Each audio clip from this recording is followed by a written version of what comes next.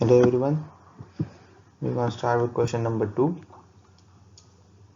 which states mass of a hydrogen molecule is 3.32 into 10 to the power minus 27 if 10 to the power 27 hydrogen molecules strike per second a fixed wall of an area 2 cm square at an angle of 45 to the normal and rebound elastically with speed of 10 to the power 3 then meters per second, then the pressure on the wall is nearly.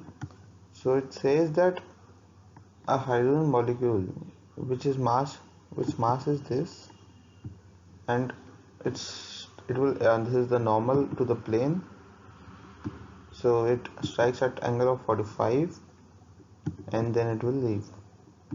So it says that striking we have to find the pressure on the wall and leaving speed is this.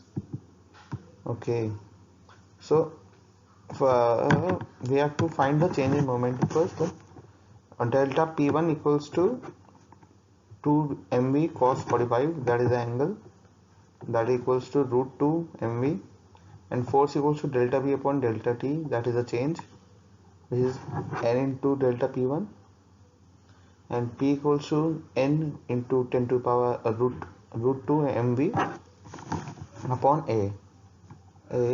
So P equals to 10 to the power 27 into root 2 into 3.32 into 10 to the power minus 21 into 10 to the power 3 upon 2 into 10 to the power minus 4. So we will find that P equals to 2.35 into 10 to the power 3 Newton meter square. N equals to molecules incident per unit time, and P equals to force upon area.